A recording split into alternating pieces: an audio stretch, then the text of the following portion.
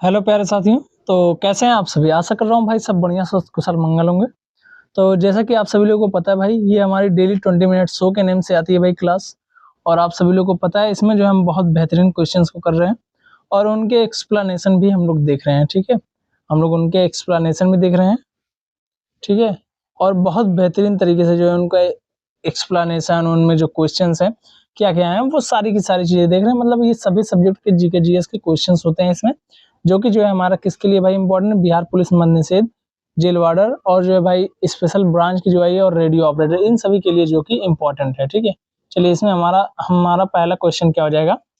मौर्य काल में सीता शब्द का प्रयोग किसके लिए किया जाता था? मौर्य काल में सीता शब्द किसके लिए प्रयोग किया जाता था भाई? राजकीय भूमि से प्राप्त आय के लिए। राजकीय भूमि से प्राप्त आय के लिए मौर्य काल में सीता शब्द का प्रयोग होता था, ठीक है?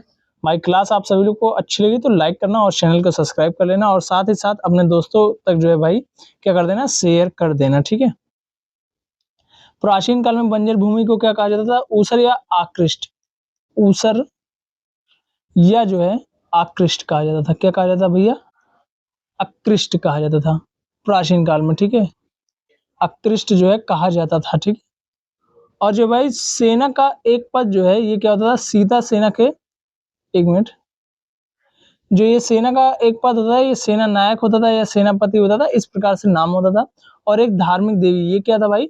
मौर्य कालीन प्रशासन में इस शब्द का प्रयोग किसके लिए हो जाता था? धर्म अर्थ में नहीं बल्कि किसके लिए होता था भाई? मौर्य काल में। मौर्य काल में इसका प्रयोग होता था। मौर्य काल में, मौर्य काल में इसका प्रयोग होता था। किस लिए होता था भाई? किसके लिए भाई? राजस्व के संदर्भ में होता था। किसके?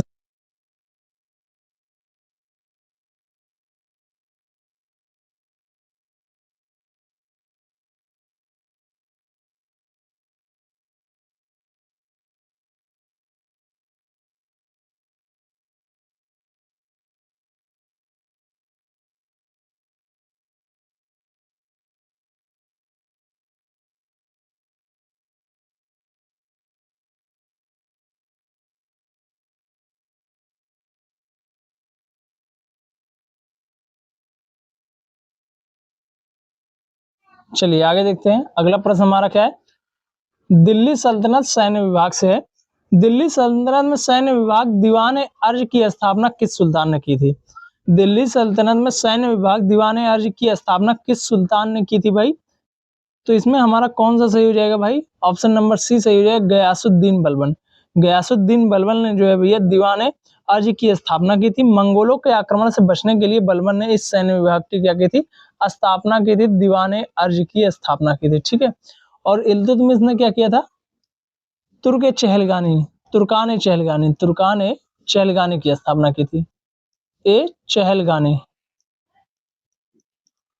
तुर्कान चहलगानी की स्थापना इसने की थी। और क्या किया था भाई? इसने इक्ता प्रणाली भी शुरू की थी। क्या किया था? इक्ता प्रणाली। एक सेकंड, इसने क्या शुरू किया था भाई? इक्ता प्रणाली भी शुरू की थी। इक्ता प्रणाली। इल्तुतमिश ने क्या किया था? इक्ता प्रणाली भी शुरू की थी और जो है तुर्क चहलगानी भी इल्तुतमिश ने शुरू की थी, ठीक है? और जो है इसने अलाउद्दीन खिलजी ने क्या किया था? सेना को जो है नकद वेतन देने का और जो है घोड़े को दागने यानी कि दाग प्रथा और सैनिकों का क्या था भाई? हुलिया लिखवाने की शुरुआत जो है की थी। और साथ ही साथ क्या किया था? बाजार नियंत्रण प्रणाली भी जो है अलाउद्दीन खिलजी ने किया था, ठीक है? मोहम्मद बिन तुगलक, इसने जो है भाई कृषि के विकास के लिए दीवान अमीर कोही की स्थापना की थी, ठीक है? दीवान ए अमीर अमीर कोही, दीवान ए अमीर कोही की स्थापना की थी। किस लिए भाई? नामक जो है कृषि विभाग था। ये क्या था भाई? कृषि विभाग था। ये क्या था भाई? कृषि विभाग था। ये कृषि विभाग था, ठीक है? इसकी व्याख्या हम लोग देखते हैं। मंगोल आक्रमणों से सुरक्षा एवं सेना के पुनर्गठन के लिए बलबन ने दीवान अर्ज विभाग बनाया था। इसके प्रमुख को जो है आरिज मामूलिक कहा जाता था, ठीक है? आरिज मुमालिक कहा जाता था। क्या कहा जाता था भाई? इसके प्रमुख को आरिज मुमालिक कहा जाता था, ठीक है? चलिए आगे देखते हैं। कांग्रेस अधिवेशन से है भाई। कांग्रेस कांग्रेस कराची अधिवेशन 1931 1931 में भारतीय राष्ट्रीय कांग्रेस के कराची अधिवेशन की अध्यक्षता जो है भाई वह किसने की थी? तो भाई सरदार वल्लभ भाई पटेल जी ने की थी। सरदार वल्लभ भाई पटेल जी ने जो है 1931 में कराची अधिवेशन की अध्यक्षता की थी। ठीक है, इसी में जो है पहली बार मौलिक अधिकारों का प्रस्ताव पास हुआ था। इसी किस अधिवेशन में? 1931 के अधिवेशन में। ठीक है, जवाहरलाल नेहरू ने जो भाई 1929 में की थी, 1929 में लाहौर अधिवेशन, लाहौर अधिवेशन की अध्यक्षता की थी, जहां पहली बार क्या हुआ था? पूर्ण स्वराज की मांग की गई थी। यहीं पर जो है क्या हुआ था? पूर्ण स्वराज की मांग की गई थी। ठीक है, पूर्ण स्वराज की यहीं पर क्या मांग की गई थी भाई? यहीं पर पूर्ण स्वराज की मांग की गई थी। और सुभाष चंद्र बोस जी ने जो है इन्होंने 1938 में हरिपुरा और जो 1939 में त्रिपुरी अधिवेशन की अध्यक्षता की थी। इन्होंने कब कब किया था भाई? 1938 में हरिपुरा हरिपुरा और जो भाई 1939 में जो है क्या किया था? 1939 में जो है त्रिपुरी अधिवेशन की अध्यक्षता की थी। ठीक है, त्रिपुरी अधिवेशन की अध्यक्षता की थी। लिखता हुआ साथ में चल रहा हूँ भाई, जिससे तुम लोगों को दिक्कत ना हो। ठीक है, गांधी जी ने अपने जीवन में सिर्फ एकमात्र जो अधिवेशन था उसकी अध्यक्षता की थी। कौन सा था भाई? 1924 में हुआ था, बेलगाम अधिवेशन हुआ था। ठीक है, बेलगाम अधिवेशन हुआ था। ठीक है, बेलगाम अधिवेशन हुआ था। ये बेलगाम है कहाँ भाई? कर्नाटक में है। ये कहाँ पर भाई? कर्नाटक में है। और यहीं पर जो है क्या हुआ था भाई? इन्होंने जो है महात्मा गांधी जी ने इसकी अध्यक्षता की थी, एक ही मात्र अधिवेशन की। ठीक है, चलिए इसकी व्याख्या हम लोग देखते हैं। सरदार वल्लभ भाई पटेल इस अधिवेशन में पहली बार मौलिक अधिकारों एवं राष्ट्रीय आर्थिक कार्यक्रमों का प्रस्ताव पारित किया गया था, जो भारतीय राजनीति के लिए क्या है? ऐतिहासिक क्षण था भाई। ठीक है, क्या था? भारतीय राजनीति के लिए ऐतिहासिक क्षण था। केसर की खेती के लिए प्रसिद्ध करेवा मिट्टी भारत के किस क्षेत्र में पाई जाती है? तो किसमें भाई? कश्मीरी या फिर कश्मीर हिमालय। कश्मीर हिमालय जो है ये करेवा की मिट्टी यहीं पर पाई जाती है भारत के क्षेत्रों में। ठीक है,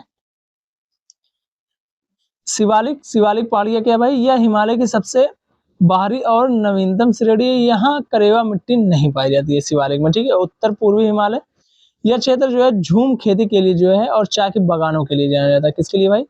ये एक सेकंड, झूम खेती के लिए। किसके लिए भाई? झूम खेती के लिए प्रसिद्ध है। और किसके लिए भाई? बागानों के लिए, जो है चाय की खेती की बागानों के लिए प्रसिद्ध है। नीलगिरी की पहाड़ियां यह जो है भाई दक्षिण भारत तमिलनाडु में चाय और काफी मसालों की खेती के लिए जो है प्रसिद्ध है भाई, नीलगिरी की पहाड़ियां। ठीक है, बताता हुआ चल रहा हूँ, ज्यादा चीजें लिख नहीं रहा हूँ, ध्यान से इसलिए क्लास को सुनना भाई। कश्मीर हिमालय करेवा कश्मीर घाटी में पाई जाने वाली हिमनद निक्षेप वाली मिट्टी है। यह केसर यानी कि जाफरान, बादाम और अखरोट की उच्च गुणवत्ता वाली खेती के लिए क्या है भाई? विश्व प्रसिद्ध मानी जाती है करेवा मिट्टी। ठीक है, करेवा मिट्टी भाई विश्व प्रसिद्ध इसीलिए मानी जाती है। ठीक है, निम्न में से कौन सी महासागरीय जलधारा एक ठंडी जलधारा है? निम्न में से कौन सी महासागरीय जलधारा एक ठंडी जलधारा है भाई? तो इसमें से कौन सा सही हो जाएगा? हम्बोल्ट पेरू की धारा। हम्बोल्ट पेरू की धारा जो है भाई ये क्या है भाई? यह जो है एक ठंडी जलधारा है। ठीक है, महासागरीय ठंडी जलधारा है। ठीक है, अगुल हास धारा ये जो है हिंद महासागर में बहने वाली क्या भाई? गर्म है, गर्म धारा है, हिंद महासागर में बहती है। ठीक है, हिंद महासागर में, ये याद रखना, ये हिंद महासागर में अगुल हास धारा बहती है जो कि गर्म धारा है। ठीक है, और जो एक क्रोशियो की धारा ये प्रशांत महासागर में जापान के तट पर बहने वाली क्या भाई? ये भी जो है गर्म है, गर्म हवा है प्रशांत महासागर में। ठीक है, और जो ये गल्फ स्ट्रीम है ये तो भाई सबको पता है ये गर्म है। ये अटलांटिक महासागर की एक बहुत प्रसिद्ध गर्म धारा है। ये कहाँ की है भाई? अटलांटिक महासागर की, अटलांटिक महासागर की। ठीक है, चलिए इसकी व्याख्या हम लोग देखते हैं। हम्बोल्ट पेरू की धारा। हम्बोल्ट धारा प्रशांत महासागर के दक्षिण अमेरिका में अमेरिका के पश्चिमी तट पर बहने वाली ठंडी जलधारा है। विकल्प ए और बी डी जो है सारी की सारी वो क्या है? गर्म धाराएं। ये आप सभी लोगों को मैंने बता दी पहले ही। ठीक है, चिनूक नाम स्थानीय पर्वत किस पर्वत श्रृंखला की ढलानों पर बहती है? चिनूक नामक स्थानीय पवन किस पर्वत श्रृंखला के ढलानों पर बहती है भाई? तो ऑप्शन नंबर इसमें कौन सा सही हो जाएगा? सी सही हो जाएगा, रॉकी पर्वत। कौन सा जाएगा भाई? रॉकी पर्वत जो है इस पर बहती है। ठीक है, एंडीज पर्वत यहाँ जो है जोंडा नामक गर्म और शुष्क हवा बहती है, ठीक है, विशेषकर कहाँ पर भाई, अर्जेंटीना में, ठीक है। यहाँ पर क्या होती है, जोंडा नामक क्या है भाई, गर्म और शुष्क हवा। ये क्या है भाई, गर्म एंड शुष्क हवा है, गर्म एवं शुष्क हवा है ये, ठीक है। गर्म एवं शुष्क हवा जो है यहाँ पर बहती है एंडीज पर्वत पर जोड़ा नामक, कौन सा भाई, जोंडा नामक जो है हवा बहती है, ठीक है। और जो आल्पस पर्वत, यहाँ पर जो है आल्पस पर्वत पर फान नामक गर्म हवा बहती है। कौन सी हवा, फान नामक, कौन सी हवा भाई, फान गर्म हवा, ठीक है, गर्म हवा जो है ये बहती है, ठीक है। और हिमालय जो है मध्य एशिया में आने वाली बर्फीली एवं ठंडी हवाओं को भारत में आने से रोकता है भाई, ये सबको पता होना चाहिए। और गर्मियों में उत्तर भारत के मैदानों में जो गर्म हवा बहती है उसे क्या कहते हैं भाई, लू कहा जाता है, ये भी याद रखना, ठीक है। इसकी व्याख्या चलिए हम लोग देखते हैं। चिनूक रॉकी पर्वत के पूर्वी ढलानों पर बहने वाली गर्म शुष्क हवा, इसे हिम भक्षी कहते हैं, क्योंकि यह सर्दियों की बर्फ को तेजी से पिघला देती है। क्या करती है भाई, सर्दियों की जो है बर्फ को तेजी से पिघला देती है। ये गर्म शुष्क पवन है, कौन सी भाई, चिनूक रॉकी पर्वत की पूर्वी ढलानों पर बहने वाली क्या है भाई, गर्म शुष्क हवा, इसे हिम भक्षी भी कहा जाता है। आज थोड़ी सी क्लास लंबी हो रही होगी भाई, उसका कारण बता रहा हूँ भाई, क्योंकि एक्सप्लेनेशन बढ़िया से करते चल रहा हूँ, ठीक है।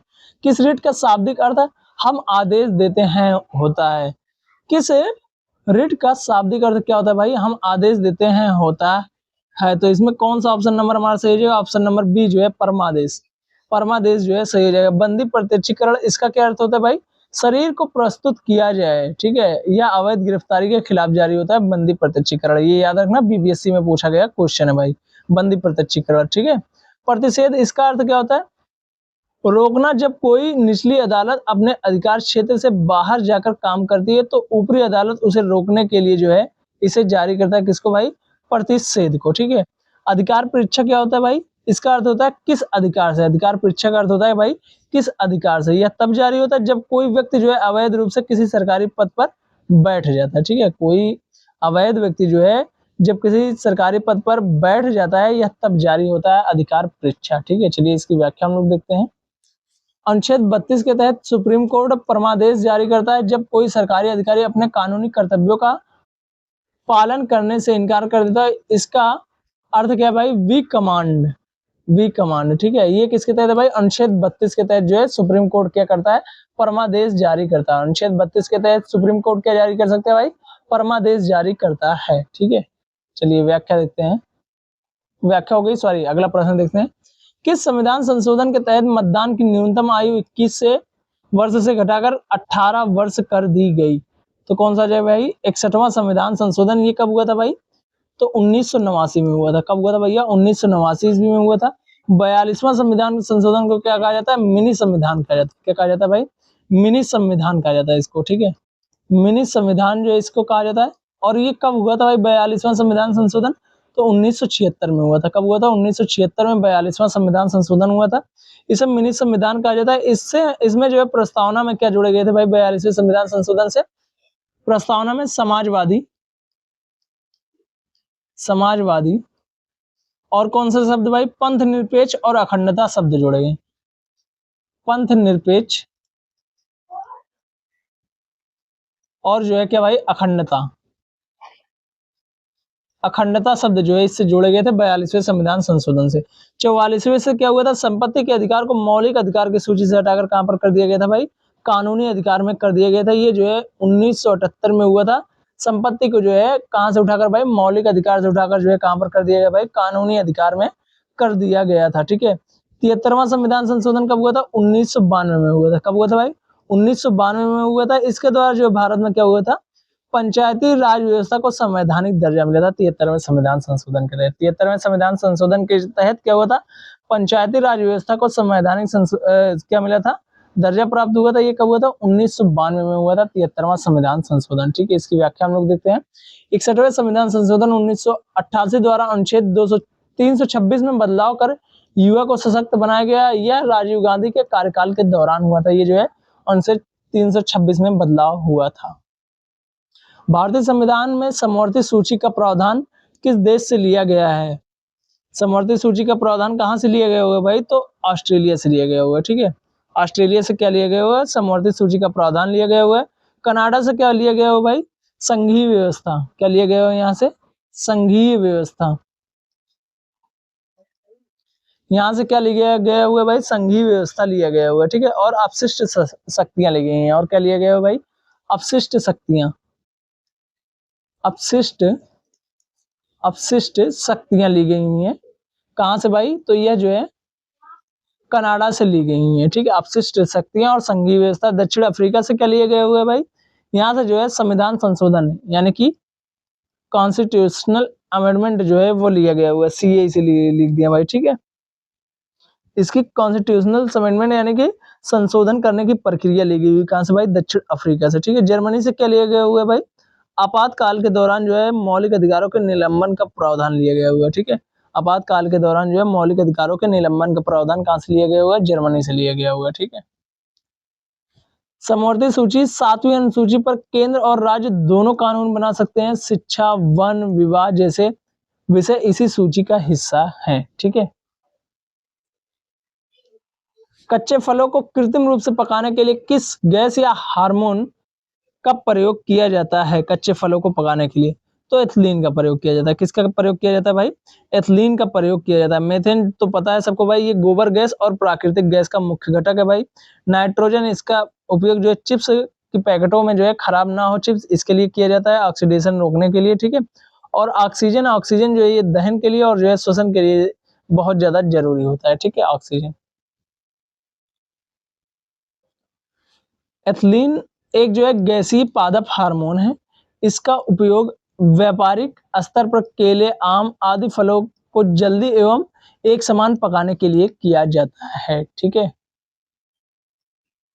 लोहे में जंग से बचाने के लिए जस्ते पर किस चीज की परत चढ़ाई जाती है उसको क्या कहते हैं, ठीक है। जब जो है जिंक की परत जो है लोहे पर चढ़ाई जाती है उसको क्या कहा जाता है, ये पूछा गया है। तो क्या कहा जाएगा भाई? गैल गैल्वेनाइजेशन, ठीक है। क्या कहा जाएगा भाई? गैल्वेनाइजेशन कहा जाएगा, ठीक है। इसी को जो है यसद लेपन भी हिंदी में कहा जाता है, ठीक है। ये जो है वल्कनीकरण जो है ये क्या होता है भाई? प्राकृतिक रबर को जो है कठोर और मजबूत बनाने के लिए जो है उसमें सल्फर मिलाने की प्रक्रिया को क्या कहते हैं? वल्कनीकरण कहते हैं, ठीक है। और पाश्चुरीकरण आप सभी लोगों को पता है कि दूध को एक निश्चित तापमान पर गर्म करके उसमें मौजूद हानिकारक बैक्टीरिया को मारने की प्रक्रिया को क्या कहा जाता है भाई? पाश्चुरीकरण कहा जाता है। इसकी खोज किसने की थी भाई? लुई पास्चर ने की थी। किसने की थी भाई? लुई पास्चर ने की थी, ठीक है। लुई पास्चर ने क्या किया था भाई? पाश्चुरीकरण की खोज की थी। और जो बहुलकीकरण की खोज जो है ये बहुलकीकरण क्या भाई? इसमें छोटे छोटे अणुओं के जुड़कर प्लास्टिक या पॉलीथीन जैसे बड़े अणु बनाने की रासायनिक प्रक्रिया क्या है? बहुलकीकरण है, ठीक है। चलिए आगे देखते हैं इसकी व्याख्या। इसे हिंदी में यसद लेपन भी कहते हैं। जिंक की परत लोहे को नमी और ऑक्सीजन से दूर रखकर उसे संक्षारण से क्या करती है भाई? सुरक्षित करती है, ठीक है। प्रेशर कुकर में जल्दी खाना क्यों पक जाता है? प्रेशर कुकर में भाई जल्दी खाना आखिरकार क्यों पक जाता है? तो किसके कारण भाई? दबाव से क्वथनांक बढ़ जाता है। क्या होता है? दबाव से क्वथनांक बढ़ जाता है, जिस कारण से जो है प्रेशर कुकर में जल्दी खाना पक जाता है। प्रेशर कुकर में जल्दी खाना क्यों पक जाता है भाई? क्योंकि जो है दबाव बढ़ने से जो है पानी का क्वथनांक बढ़ जाता है। इसी कारण से जो है भाई क्या होता है? प्रेशर कुकर में खाना जल्दी बन जाता है या पक जाता है, ठीक है। और जो गर्मी बाहर निकलती है ये कब निकलती है भाई? कुकर के अंदर की गर्मी बाहर नहीं निकल पाती है। यह एक क्या है? सामान्य कारण है, लेकिन वैज्ञानिक दृष्टिकोण से इसका मुख्य दबाव यही सही हो जाएगा, ठीक है। चलिए, और ये जो दिया है दबाव से क्वथनांक घट जाता है, ये जो है दबाव बढ़ने से क्या होता है? पानी का क्वथनांक घट जाता है। यह गलत है भाई, क्योंकि यह जो है ऊंचे पहाड़ों पर वायुमंडलीय दबाव कम होने से क्या कारण क्या होता है? जब ये ऊंचे पहाड़ों पर जाओगे तो क्या होता है भाई? क्वथनांक घट जाता है, जिससे जो है खाना देर में पकता है, ठीक है। जब ऊंचे पहाड़ पर चले जाओगे वहां पर दबाव घट जाएगा और खाना बहुत लेट से देखोगे वहां पर पकेगा, ठीक है। ये देखो कुकर के अंदर उच्च दबाव के कारण पानी 100 डिग्री के बजाय लगभग 120 डिग्री पर उबलता है। अधिक तापमान मिलने से खाना जल्दी पक जाता है, ठीक है। भारत में 1 रुपए का नोट पर किसके हस्ताक्षर होते हैं? भारत में 1 रुपए के नोट पर किसके हस्ताक्षर होते हैं भाई? तो वित्त सचिव के होते हैं। किसके होते हैं भाई? वित्त सचिव के होते हैं। रिजर्व रिजर्व बैंक जो है गवर्नर क्या करते हैं? ये 2 रुपए या उससे ऊपर के नोटों पर जो है हस्ताक्षर आरबीआई के होते हैं। ठीक है, आरबीआई के गवर्नर के होता है। ठीक है, भारत का राष्ट्रपति क्या है भाई? ये एक संवैधानिक जो है प्रमुख होता है, भारत के संवैधानिक प्रमुख है। ये नोटों पर इनके हस्ताक्षर देखने को नहीं मिलते हैं। और जो है वित्त मंत्री क्या करता है भाई? ये देश के बजट को पेश करता है। ठीक है, और आर्थिक नीतियां बनाता है, ना कि नोट को जो है करता है। ठीक है, ये देखो यहाँ पर सारी की सारी चीजें लिखी हुई है व्याख्या में। एटीएम का पूर्ण नाम क्या है? एटीएम का पूर्ण नाम क्या है भाई? ठीक है, तो एटीएम का पूर्ण नाम क्या हो जाएगा? ऑटोमेटेड टेलर मशीन हो जाएगा। क्या हो जाएगा? ऑटोमेटेड टेलर मशीन हो जाएगा, ट्रेलर मशीन। ठीक है, यहाँ पर देखो लिखा गया हुआ है, यह एक इलेक्ट्रॉनिक उपकरण है जो बैंक शाखा के बिना ही नकद निकासी और जो है अन्य लेन देन की सुविधा देता है। इसे जो है स्वचालित गणक मशीन भी कहा जाता है। ठीक है, ककोलत जलप्रपात बिहार के बिहार का जो प्रसिद्ध ककोलत जलप्रपात है वह किस जिले में स्थित है? तो भाई ककोलत जलप्रपात जो है वो बिहार के किस जिले में स्थित है भाई? तो नवादा जिले में स्थित है। कहाँ पर स्थित है भाई? नवादा जिले में स्थित है। रोहतास में क्या है भाई? धुआं कुंड और मंजर कुंड है। रोहतास में क्या है भाई? धुआं कुंड और क्या भाई?